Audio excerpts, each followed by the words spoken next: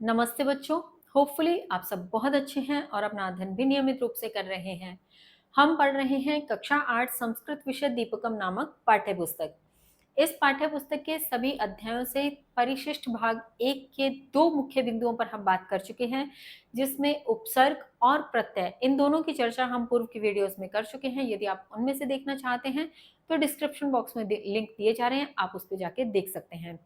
आज हम शुरू करते हैं इसी परिशिष्ट भाग नंबर 1 के आपकी पुस्तक के पेज नंबर 162 पर दिए हुए विभक्ति के जो टॉपिक है, विभक्ति को देखते हैं। कारक विभक्ति इसमें किस प्रकार से कारगर होती है या किस प्रकार से काम करती है, उसको पढ़ते हैं। विभक्ति जो शब्द रूप के माध्यम से आप जानते हैं, प्रथमा से लेकर सप्तमी विभक्तियां आपको पढ़ने को, समझने को, याद करने को मिलती हैं। उनका प्रयोग कैसे, कब और कहाँ होता है, उससे संबंधित यह प्रकरण है। तो आइए शुरू करते हैं। विभक्ति की बात। कारक विभक्ति, विभक्तियों का प्रयोग कारक के कारण होता है, कारक के साथ होता है। अब कारक क्या है और कैसे विभक्तियां लगती हैं ये जानते हैं।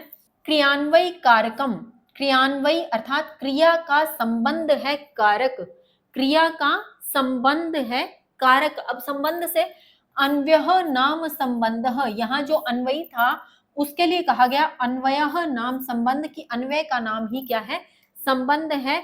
कि क्रिया का संबंध ही क्या है, कारक है। क्रिया का संबंध जिस चीज से होता जाएगा उसको कारक कहते जाएंगे, लेकिन उसको कौन सा कारक कहेंगे और कौन सी विभक्ति लगेगी ये हम आगे जानेंगे। अर्थात क्रिया यस्य संबंध भवति तत्कारकम, अर्थात क्रिया का जिससे संबंध होता है वह कारक होता है। यानी जब भी एक वाक्य की बात होती है, उस वाक्य में जो भी क्रिया हो, उस क्रिया का जिसके साथ संबंध होगा वही संबंध क्या कहलाता है, कारक कहलाता है।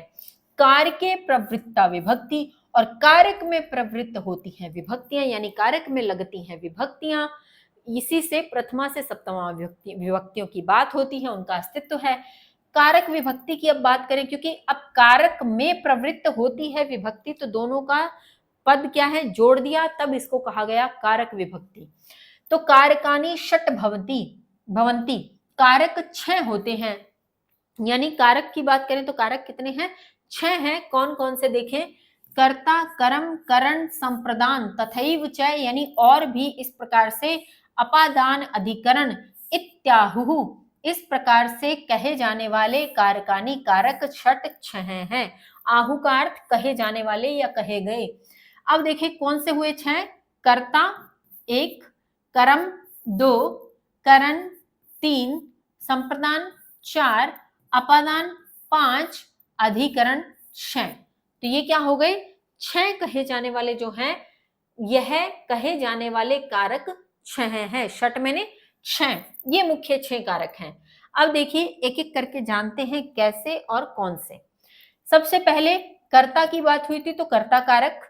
अब देखते हैं, यह क्रियायाः संपादनम करोति सह कर्ता, यह जो क्रियाया क्रिया का संपादनम करोति संपादन करता है वह करता है। संपादन करने से मतलब जो क्रिया करता है, जो क्रिया का संपादन करता है या जो क्रिया करता है वही कौन है, कर्ता कारक है, वही कर्ता कहलाता है। इसलिए कर्तरी कारके, इसे क्या कहेंगे, कर्तरी कारक कहेंगे। कर्तरी मतलब कर्ता, जो कार्य को करने वाला है उसे कर्ता कहते हैं, और कर्ता में कर्तरी कारक होता है। और कर्तरी कारक में प्रथमा विभक्ति ही भवती, प्रथमा विभक्ति होती है। तो प्रथमा विभक्ति किसमें, कर्ता कारक में, या हम कहें कर्तरी कारक में। कौन सा कर्तरी कारक, जो क्रिया को करने वाला करता है वही कर्तरी कारक। उसमें कौन सी विभक्ति होती है, प्रथमा विभक्ति होती है। जैसे रामः गच्छति, राम जाता है। अब यहाँ एक तो आप रेड में देख भी पा रहे होंगे कि इसको अलग से रेखांकित किया गया है, अलग कलर में किया गया है, तो निश्चित रूप से प्रथमा विभक्ति कहाँ है, राम में। लेकिन हम परिभाषा के अनुसार यदि इसको व्याख्यात करने का प्रयास करें तो राम जाता है, क्रिया क्या है, जाने की। जाने की क्रिया कर कौन रहा है, राम कर रहा है। राम यहाँ क्या है, करता है। करता है तो ये कौन सा कारक है, कर्तरी कारक है। कर्तरी कारक है तो विभक्ति कौन सी लगेगी, प्रथमा विभक्ति लगेगी। ठीक है। अब वचन की बात बाद में आती है कि अगर कर्ता जो है एक वचन का होगा, यानी एक कर्ता होगा तो एक वचन का रूप लग जाएगा, दो कर्ता होंगे तो द्विवचन का रूप लग जाएगा, बहुत सारे होंगे तो बहुवचन का रूप लग जाएगा, वो बात की बात है। लेकिन कर्ता कारक में प्रथम विभक्ति होगी, ये सुनिश्चित हो गया। अब चलते हैं आगे, नंबर 2 का जो कारक है वो है कर्म कारक। क्रियायाः संपादने कर्तुः यत् इष्टतम भवति तत् कर्म। क्रिया के संपादन करने के लिए जो इष्टतम भवति यानी इच्छित होता है, जो इच्छा करता है, कौन? कर्ता, तत्कर्म वह कर्म है। यानी क्रिया को संपादन करने के लिए कर्तु अर्थात कर्ता जो इच्छा करता है, कर्ता के माध्यम से, कर्ता कौन? जो कार्य को कर रहा है, उसके माध्यम से जो भी इच्छा की जाती है कि वो क्रिया किस रूप में कर रहा है, वही क्या है? कर्म कारक है, वही कर्म है। और कर्म कारक के द्वितीय विभक्ति भवति, कर्म कारक में कौन सी विभक्ति होती है? द्वितीय विभक्ति होती है। जैसे रामः वनम गच्छति, अब पहले था रामः गच्छति, राम जाने की क्रिया करता है तो राम में प्रथम विभक्ति हो गई। अब यहां भी अगर आप देखेंगे तो गच्छति जाने की क्रिया में कर्ता कौन है? राम, तो राम में तो अभी भी प्रथमा है, लेकिन इसको हाईलाइट वन को क्यों किया गया? वनम को, क्योंकि यहाँ पे हम द्वितीय विभक्ति समझ रहे हैं। तो राम वन को जाता है।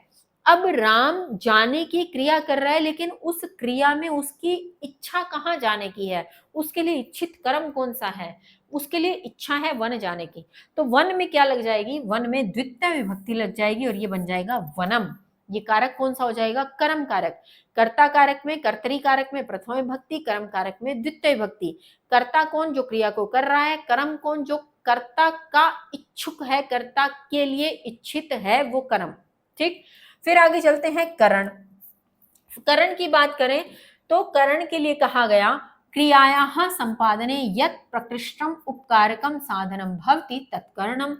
क्रिया के संपादने, संपादन में यत् मैंने जो, प्रकृष्टम उपकारकम यानी उत्कृष्ट जो साधन है, सहायक जो साधन है होता है, वह करण है।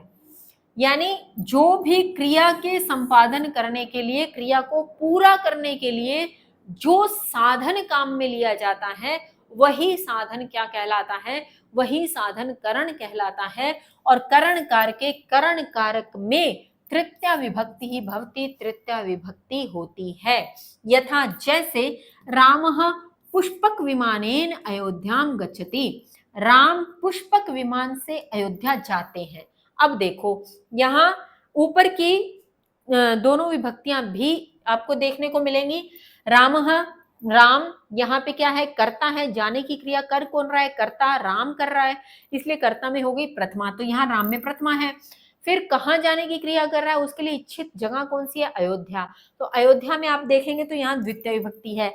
अब हम पढ़ रहे हैं करण, तो ये कह रहे हैं जो उस कर्म क्रिया को पूरा करने में जो साधन के रूप में काम आ रहा है, तो किससे जा रहे हैं? वो पुष्पक विमान से। साधन क्या है? पुष्पक विमान। तो यहां आप देखेंगे तो तृतीय विभक्ति का प्रयोग हुआ है। अच्छा, विभक्तियां आपको कैसे समझ में आएंगी? प्रथमा लग रही है, द्वितीय लग रही है, तृतीय लग रही है, तो इसके लिए तो बच्चों आपको शब्द रूप याद करने पड़ेंगे। जब आप शब्द रूप याद करेंगे तब आप देख पाएंगे कि यहाँ प्रथमा कैसे है, द्वितीय कैसे है, तृतीय कैसे है। तो शब्द रूप याद करने के आधार पर शब्द रूपों को आप खोल के देखेंगे तो आप समझ जाएंगे प्रथमा द्वितीय तृतीय कैसे प्रयुक्त हो रही है, कैसे प्रथमा द्वितीय तृतीय विभक्ति होती है। फिलहाल हम ये बात कर रहे थे कि राम के अयोध्या जाने में पुष्पक विमान ने साधन के रूप में काम किया, तो इसमें क्या हो गई? एक तो करण कारक हो गया, और करण कारक में कौन सी विभक्ति लगती है? तृतीय विभक्ति लगती है, इसलिए इसमें क्या लग गई? तृतीय विभक्ति लग गई। आगे देखते हैं चतुर्थ नंबर पे संप्रदान कारक। कर्ता दान कर्मणा येन सह संबंधम स्थापितुम इच्छति तत् संप्रदानम। कर्ता दान कर्मणा, दान के कर्म से, जिससे सह संबंधम, सह संबंध स्थापितुम स्थापित करने की इच्छति इच्छा करता है, तत् संप्रदानम वह संप्रदान होता है।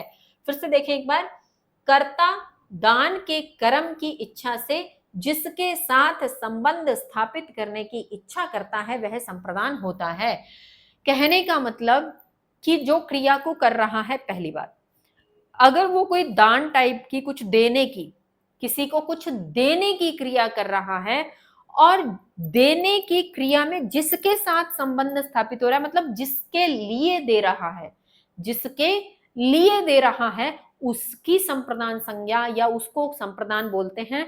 और उस संप्रदान कारक में चतुर्थी विभक्ति ही भवती, चतुर्थी विभक्ति होती है।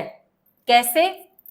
जैसे गुरु शिष्याय ज्ञानम ददाति, गुरु शिष्य के लिए ज्ञान या ज्ञान जो आपकी प्रोनाउंसिएशन में कहें, गुरु शिष्य के लिए ज्ञान देता है, ददाति देता है। अब यहाँ देने की क्रिया है, देने की क्रिया में दे कौन रहा है? गुरु दे रहा है। लेकिन गुरु किसको दे रहा है, किसके लिए दे रहा है? गुरु दे रहा है शिष्य के लिए, तो यहाँ शिष्य में चतुर्थी विभक्ति का प्रयोग हो जाएगा। फिर दिया है 5 नंबर पे अपादान कारक। एकस्मात् पदार्थात् अपरस्य पदार्थस्य पृथक्करणे यस्मात् पृथक्करणं भवति तत् अपादानम, अपादान कारके पंचमी विभक्ति। अब देखिए, एकस्मात् पदार्थात् यानी एक पदार्थ से, अपरस्य दूसरे पदार्थ को, पृथक करने में, पृथक यानी अलग करने में, यस्मात् जिससे, यस्मात् जिससे पृथक्करणं भवति पृथक होता है, तत् अपादानम वह अपादान है। फिर से देखें एक बार, एक पदार्थ से दूसरा पदार्थ पृथक होता है यानी अलग होता है, एक पदार्थ दूसरे पदार्थ से अलग होता है, और अलग होने की जो क्रिया है, अलग जब हुआ जा रहा है तो उस अलग होने में जिससे अलग होता है, एक चीज तो इसमें ऐसा माना गया, मान लीजिए 2 चीजें हैं, फॉर एग्जाम्पल एक ये पेन है मेरे पास और एक ये पेन है, ये दोनों पेन इस समय पास में है, इन दोनों को दूर करने में एक इससे अलग हो रहा है, ये पृथक हो रहा है, ये पृथक हो रहा है। फिर इन्होंने कहा जिससे पृथक होता है, अब पृथक तो ये हो रहा है, ये दूर जा रहा है, ये अलग जा रहा है, लेकिन किससे हो रहा है? इससे हो रहा है, इससे हो रहा है। तो इसमें क्या होगी? इसको, इसमें अपादान होगी और इस अपादान में पंचमी विभक्ति का प्रयोग होगा। अपादान कारके पंचमी विभक्ति भवती, अपादान कारक में पंचमी विभक्ति होती है। एग्जाम्पल के साथ देखते हैं, वृक्षात् पत्रम पतति, वृक्ष से पत्ता गिरता है, पतति का अर्थ गिरता है। अब देखिए, वृक्ष है, एग्जाम्पल को एज्यूम करिए, कल्पना कीजिए, वृक्ष है, वृक्ष से पत्ता गिर रहा है। अब वृक्ष से पत्ता अलग हो रहा है, पृथक हो रहा है, पहली बात। दूसरी बात, अलग हो कौन रहा है? अलग तो पत्ता हो रहा है, गिर तो पत्ता रहा है, लेकिन किस से? वृक्ष से। तो पंचमी विभक्ति किस में लगी? वृक्ष में लगी। बात समझ में आ गई? वृक्ष से पत्ता गिर रहा है तो वृक्ष से अलग हो रहा है, इसलिए वृक्ष की अपादान होगी, वृक्ष को अपादान कहेंगे और इसमें पंचमी विभक्ति का प्रयोग होगा। फिर 6 नंबर पे हम अंतिम कारक की जब बात करें तो अधिकरण कारक की बात होती है। क्रियायाः कारकस्य यः आधारः तत् अधिकरणम्, क्रिया के कारक का जो आधार है वह अधिकरण है। क्रिया के कारक का आधार से तात्पर्य कि क्रिया को संपन्न करने में उसका जो बेस है, उसका जो आधारभूत स्थान है, जहां पर वो क्रिया पूर्ण हो रही है, वही क्या है? अधिकरण है। और अधिकरण कारक के इस अधिकरण कारक में सप्तमी विभक्ति ही भवती, सप्तमी विभक्ति होती है। जैसे छात्राः विद्यालये पठन्ति, छात्र जो हैं सभी विद्यालय में पढ़ते हैं। अब छात्र कर रहे हैं क्रिया, पढ़ने की क्रिया हो रही है, पढ़ने की, कर कौन रहा है? छात्र, लेकिन कहाँ? विद्यालय में। तो विद्यालय क्या है? वो स्थान विशेष है जहां पर वो क्रिया संपन्न हो रही है, वह क्रिया उसका वह जो स्थान है वो उसका आधार बन रहा है, तो ये आधार ही क्या कहलाएगा? अधिकरण कहलाएगा। और इस अधिकरण में सप्तमी विभक्ति होगी। तो विद्यालय जब आप शब्द रूप के आधार पे देखेंगे तो यहाँ सप्तमी विभक्ति यहाँ इस शब्द में लगी है। तो इस आधार पर यह 6 मुख्य जो कारक हैं ये तो हो गए संपन्न, किंतु इसी के साथ हमें और भी विभक्ति ऐसी हैं जो कारक के रूप में तो प्रयोग नहीं होती, लेकिन अब षष्ठी विभक्ति बीच में रह गई, संबोधन बीच में रह गया, तो वो भी शब्द रूप में हम याद तो करते हैं, षष्ठी विभक्ति का भी प्रयोग करते हैं, लेकिन वो कारक के रूप में नहीं माना जाता, पर वो विभक्ति के रूप में माना जाता है, तो उसको भी पढ़ना तो पड़ेगा। तो पढ़ेंगे हम एक है संबंध विभक्ति ही, संबंध विभक्ति ही अर्थात जहां संबंध स्थापित हो ऐसी विभक्ति। कारक भिन्न स्व स्वामी भावादि संबंध शेषः, कारक से भिन्न यानी कारक नहीं माना जिसे, कारक से भिन्न स्वस्वामी यानी अपने या स्वामी का जो भाव बताए, भावादि संबंध किसी भी प्रकार से भाव इत्यादि का संबंध स्थापित हो, भी इसका उससे, इसकी ये, इसका वो, इस प्रकार से जो भी भाव इत्यादि का संबंध स्थापित हो, स्वामी इत्यादि का संबंध स्थापित हो, तो वहां पर तत्र वहां षष्ठी विभक्ति होती है, षष्ठी विभक्ति वहां पर प्रयोग ली जाएगी। यथा जैसे रामस्य राजधानी अयोध्या आसीत, राम की राजधानी अयोध्या थी। अब राम की राजधानी अयोध्या थी पहली बात तो इसमें कोई क्रिया हमें देखने को मिल नहीं रही है ना, होती तो भी यहाँ पे हमें जो देखना है, मुख्य जो बात है वो है राम की राजधानी, यहाँ पे संबंध स्थापित हो रहा है। राजधानी किसकी? राम की, राम के साथ राजधानी का संबंध है, कैसा? स्वामी भाव वाला, क्योंकि उस राजधानी के राम क्या है? स्वामी है। तो राम की राजधानी, तो यहाँ पर राम शब्द में क्या लग गई? षष्ठी विभक्ति लग गई, क्योंकि यहाँ संबंध स्थापित हो गया। तो यहाँ कारक तो नहीं है, किंतु षष्ठी विभक्ति हम जरूर प्रयोग में करेंगे। किस आधार पर? संबंध के आधार पर।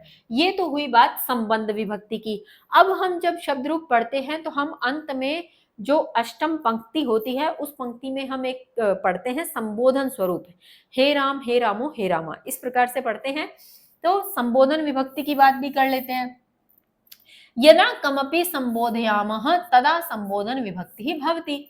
यदा जब कमपि किसी को भी संबोधयामः संबोधित किया जाता है, पुकारा जाता है, बुलाया जाता है, तो तदा तब संबोधन विभक्ति ही भवति, संबोधन की विभक्ति होती है। यानी किसी को आवाज दी जाती है, किसी को बुलाया जाता है, किसी को पुकारा जाता है, तो कौन सी विभक्ति है? संबोधन की विभक्ति है। संबोधन विभक्ति ही तु प्रथमा विभक्ति है एव रूपांतरम अस्ति। संबोधन विभक्ति तो प्रथमा विभक्ति का ही रूपांतरण होती है या उसी का रूप होती है। जब आप किसी भी शब्द रूप को पढ़ेंगे तो जो पहली विभक्ति है वही संबोधन में प्रयुक्त होती है, लेकिन एक छोटा सा अंतर होता है, और वो क्या? वो है अत्र केवलम एक वचने एव भेद भवति। यहाँ केवल एक वचन में ही भेद होता है, एक वचन में ही भेद होता है। द्विवचने बहुवचने तु प्रथमा विभक्तिवत एव रूपम भवति। द्विवचन और बहुवचन तो प्रथमा विभक्ति वत यानी के समान ही रूप होता है। द्विवचन और बहुवचन का तो प्रथमा विभक्ति के समान ही रूप होता है। अब इसको ऐसे समझे, जो संबोधन विभक्ति है वो शब्द रूप की पहली ही विभक्ति है। पहली बात जो प्रथमा विभक्ति आपने पढ़ी, मान लो प्रथमा विभक्ति रामः रामो रामा ये थी, वही विभक्ति संबोधन में है, लेकिन एक छोटा सा अंतर है। वो क्या? कि केवल एक वचन वाला जो रामः है उसमें भेद होगा, बाकी जो द्विवचन और बहुवचन है कि रामो और रामः वो सेम रहेगा। इसको एग्जाम्पल से समझे, जैसे एक वचन, द्विवचन, बहुवचन। अगर प्रथमा विभक्ति की बात करें तो प्रथमा विभक्ति राम की होती है, रामः रामौ रामः, ये होती है प्रथमा विभक्ति। अब जब इसकी संबोधन विभक्ति बनाते हैं तो पहले तो किसी को बुला रहे हैं तो उसके आगे क्या लग जाएगा? हे। क्या लग जाएगा? हे। तो हे राम हे रामो हे रामा। अब आप जब इसको देखेंगे तो ये जो रामः था एक वचन का वो राम बन गया, यहाँ पे एक वचन में थोड़ा अंतर हुआ, बाकी रामौ रामः रामौ रामः ये सेम रहा। ठीक है, तो यहाँ पे थोड़ा सा अंतर होता है एक वचन में, बाकी द्विवचन और बहुवचन एज इट इज चलते हैं जैसी प्रथमा विभक्ति होती है। तो हे राम हे रामो हे रामः, हे सीते हे सीते हे सीता, इस प्रकार से ये संबोधन विभक्ति के रूप में मानी जाती हैं, संबोधन विभक्ति ने कहा जाता है और इस प्रकार ये प्रयोग में आती हैं। इनके अतिरिक्त होती हैं उपपद विभक्तियां। उपपद विभक्तियां किन्हें कहते हैं अब वो समझते हैं। उपपद विभक्ति होती है क्रियापदम विहाय अन्यत विशिष्टम पदम आश्रित्य प्रवृत्ता विभक्ति ही उपपद विभक्ति ही। क्रियापद को छोड़कर, विहाय का अर्थ छोड़कर, क्रियापद को छोड़कर अन्यत अन्य विशिष्टम विशिष्ट पदम पद पर आश्रित होकर प्रवृत्ता विभक्ति, प्रवृत्त होने वाली जो विभक्ति है वही क्या कहलाती है, उपपद विभक्ति कहलाती है। अब एक बार के लिए फिर से समझिए क्या कहना चाह रहे हैं कि क्रियापद को छोड़कर अन्य किसी विशेष पद पर आश्रित होती है जो, वही प्रवृत्त विभक्ति क्या कहलाती है, उपपद विभक्ति कहलाती है। क्योंकि अभी तक हमने जो पहले की 6 की बात करें तो उसमें हमने देखा था क्रिया को करने वाला कर्ता तो प्रथमा विभक्ति, क्रिया को संपादन करने में जो सहायक साधन है वो करण है तृतीया विभक्ति। तो ऐसे सबका संबंध क्रिया से बिठाया। षष्ठी विभक्ति की जब हमने बात की तो उसमें कारक था ही नहीं, उसमें तो केवल संबंध स्थापित था और षष्ठी विभक्ति थी। संबोधन की हमने बात की तो वो प्रथमा विभक्ति की तरह है, क्योंकि उसमें बुलाया जाता है, संबोधन दिया जाता है, वो हो गई। लेकिन उनके अतिरिक्त अब कुछ ऐसे पद होते हैं, पद यानी शब्द, कुछ ऐसे शब्द होते हैं जिनके लिए फिक्स होता है कि यदि इन शब्दों के साथ कोई शब्द आएगा तो उसमें ये विभक्ति लगेगी ही लगेगी। फिर ना तो क्रिया देखी जाती है, ना कर्ता देखा जाता है, ना कर्म देखा जाता है, ना करण देखा जाता है, कुछ नहीं देखा जाता। सिर्फ ये ध्यान रखा जाता है कि ये शब्द लग गया तो ये विभक्ति आनी ही आनी है। जैसे अब बात करते हैं यथा, जैसे गणेशाय नमः। अब यहाँ गणेशाय, गणेश के लिए नमस्कार, गणेश के लिए नमस्कार। अब आप गणेशाय को देखेंगे तो इसमें विभक्ति कौन सी है, चतुर्थ विभक्ति है। इसमें विभक्ति कौन सी है, चतुर्थ, यानी चौथी विभक्ति है। अब किसके प्रयोग में, नमः के योग में। अब नमः यहाँ वो विशिष्ट पद है जिसके कारण गणेश शब्द में चौथी विभक्ति लगी है। ठीक है, ऐसे ये देखिए आप जो देखेंगे, अत्र नमः, यहाँ नमः इति पदस्य प्रयोगे, इस पद के प्रयोग में चतुर्थी विभक्ति चौथी विभक्ति लगी है। अब ऐसे ही कुछ और शब्द हैं जिन पर हम बात कर लेते हैं कि उनमें कौन कौन सी विभक्ति लगती है। एवमेव कानिचन अन्यानि अपि विशिष्ट पदानि सन्ति येषां प्रयोगेन भिन्न भिन्नः विभक्त्यः भवन्ति यथा। एवमेव इस प्रकार ही कानिचन अन्यानि कुछ अन्य, अपि मैंने भी, कुछ अन्य भी विशिष्ट पद हैं, होते हैं, येषां जिनके प्रयोग से भिन्न भिन्न विभक्तियां होती हैं, जैसे, यानी इनके अतिरिक्त भी कुछ ऐसे भिन्न भिन्न शब्द हैं जिनसे भिन्न भिन्न विभक्तियां होती हैं। जैसे अब यहाँ परितः, परितः यदि शब्द आ जाए, पहले तो यहाँ शब्दों के अर्थ भी हम देखते चलते हैं। परितः शब्द की यदि बात करेंगे तो परितः शब्द का अर्थ होता है चारों ओर, परितः अर्थात चारों ओर। और ये परितः शब्द के कारण हमेशा कौन सी विभक्ति होगी, द्वितीय विभक्ति।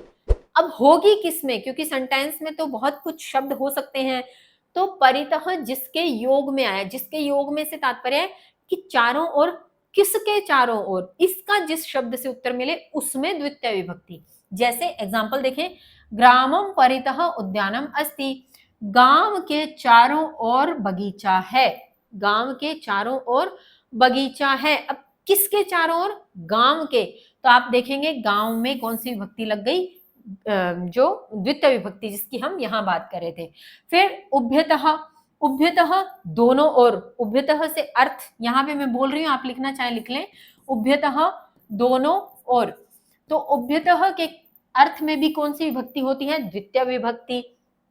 अब वही बात, किसके दोनों ओर, इसका उत्तर जिस शब्द से मिल जाए उसमें द्वितीय विभक्ति।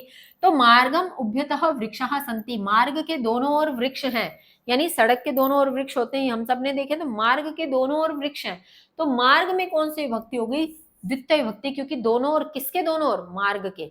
ठीक, फिर है सह, सह शब्द का अर्थ होता है साथ, सह का अर्थ साथ, सह में तृतीय विभक्ति होगी हमेशा। अब फिर वही, किसके साथ, उस शब्द में तृतीय विभक्ति।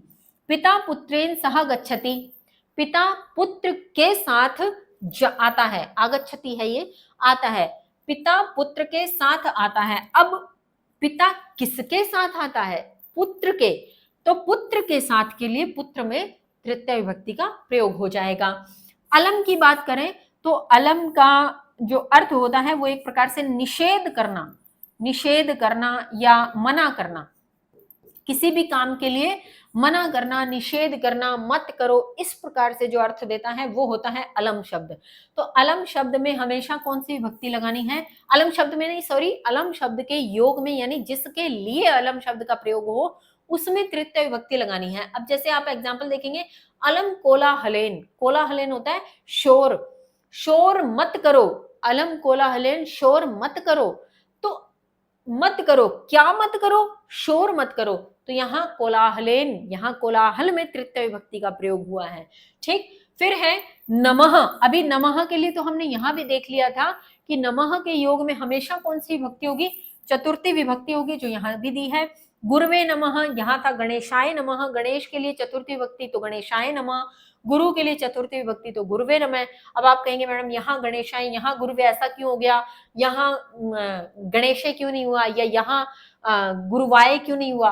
क्योंकि आपको मैंने पहले भी एक बार बताया था, अकारांत, आकारांत, इकारांत, उकारांत, इन सब के कारण शब्द के रूप बदलते हैं। गणेश जो शब्द है, गणेश शब्द की यदि बात करें तो गणेश के अंत में अ आता है, अकारांत वाले यानी राम शब्द जैसे रूप चलते हैं गणेश के। लेकिन गुरु की बात करें तो गुरु शब्द के अंत में क्या आता है? उ आता है। गुरु शब्द के अंत में उ आता है, तो गुरु के शब्द रूप थोड़े अलग चलते हैं राम से और गणेश से, इसलिए इसका जो चतुर्थी विभक्ति एक वचन होगा वो गुरुवे होगा। आप शब्द रूप खोल के देखें, आपको समझ में आ जाएगा। तो हमें याद क्या करना है? नमः के योग में, यानी नमः जिसके लिए प्रयुक्त हो, जिसको नमस्कार किया जाए, उसमें चतुर्थी विभक्ति का प्रयोग करना है। फिर आगे हम बात करें तो हमें शब्द दिया है बही। बही का अर्थ बाहर होता है, बही का अर्थ बाहर, और इसमें क्या लगेगी? पंचमी विभक्ति बही जिसके योग में आए, किसके बाहर? तो उसमें पंचमी विभक्ति का प्रयोग होगा। जैसे ग्रामात बही राजमार्गः अस्ति, गांव से बाहर राजमार्ग है, गांव से बाहर राजमार्ग है। तो किसके बाहर? गांव के। तो गांव में ग्राम शब्द होता है, चूंकि गांव के लिए ग्राम शब्द का जब आप पंचमी विभक्ति एक वचन देखेंगे तो क्या रूप बनेगा? ग्रामात, इसलिए यहाँ पर पंचमी विभक्ति का प्रयोग हो गया। फिर शब्द है ऊपरी। ऊपरी का मतलब ऊपर, ऊपरी अर्थात ऊपर। ऊपर के लिए, ऊपर के योग में षष्ठी विभक्ति का प्रयोग होगा। किसके ऊपर? तो उसमें षष्ठी विभक्ति लग जाएगी। एग्जाम्पल है मंदिरस्य ऊपरी ध्वजः अस्ति, मंदिर के ऊपर ध्वज है, झंडा है, ध्वज कहते हैं झंडे को, मंदिर के ऊपर झंडा है। किसके ऊपर? मंदिर के ऊपर। तो मंदिर शब्द में क्या लग गई? षष्ठी विभक्ति लग गई। यहाँ पे है अधः। अधः अर्थात नीचे, अधः से तात्पर्य नीचे, इसके योग में भी क्या लगती है? षष्ठी विभक्ति लगती है।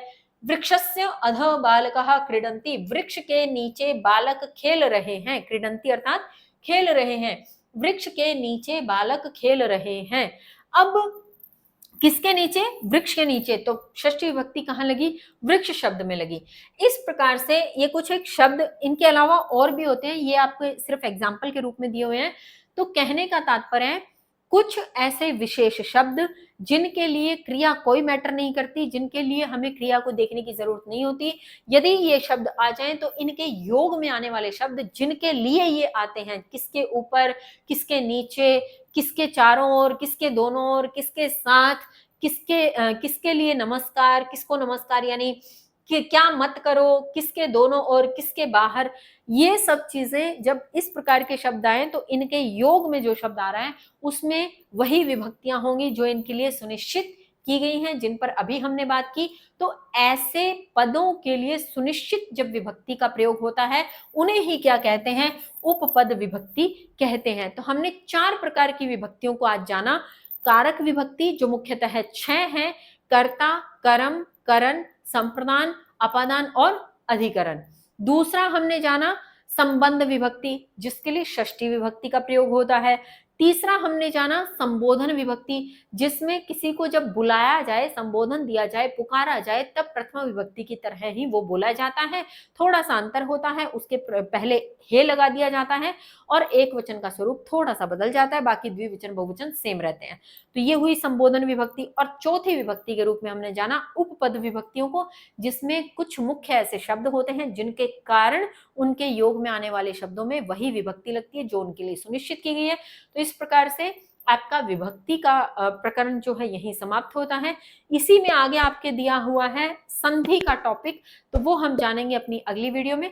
तब तक के लिए आप स्वस्थ रहिए, मस्त रहिए, पढ़ते रहिए। धन्यवाद। जय हिंद, जय भारत।